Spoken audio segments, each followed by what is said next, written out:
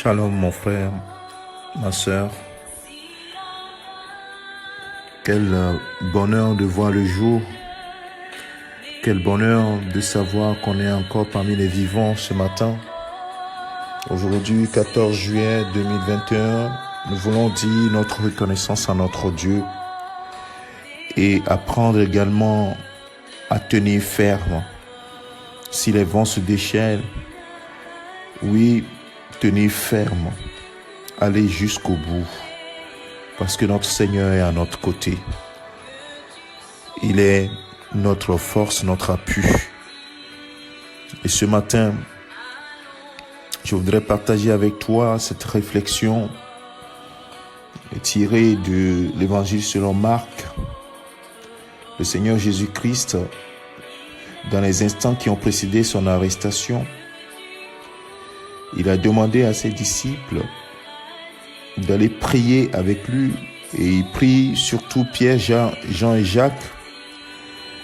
Mais les disciples n'ont pas pu résister. Ils se sont endormis plusieurs fois. Et Jésus va leur déclarer cette parole. Dans le verset 38 de Marc chapitre 14, il dit « Veillez et priez, afin que vous ne tombiez pas en tentation.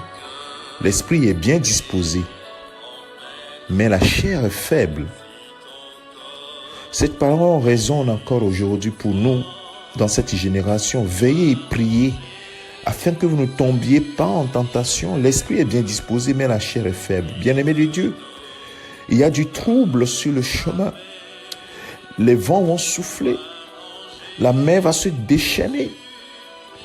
Et dans notre barque, la seule façon de tenir pour aller jusqu'au bout, à l'autre bord, c'est de tenir ferme, de veiller et de prier.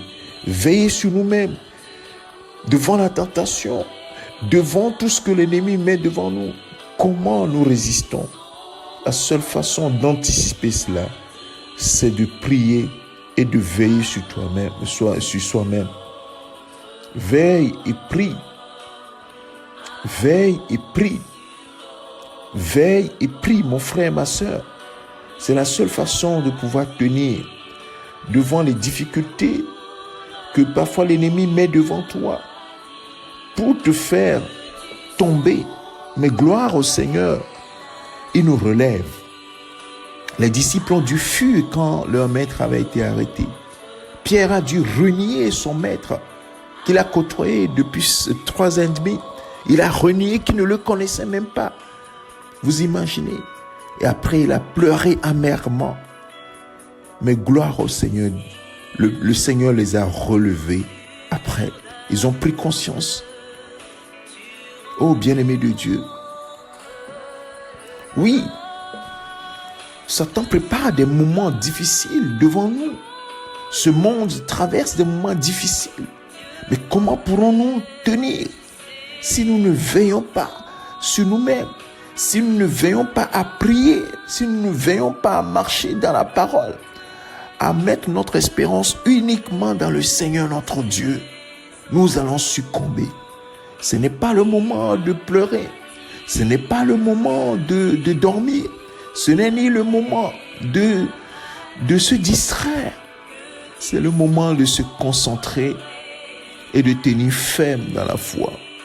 Quand nous veillons sur nous-mêmes et nous veillons en étant face à la parole de Dieu, notre foi grandit.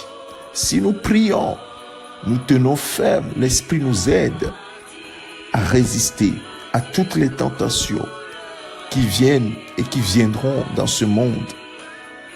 Le monde s'agite, mais nous devons garder le calme parce que nous savons que des moments difficiles arriveront, mais nous les traverserons avec l'aide du Seigneur.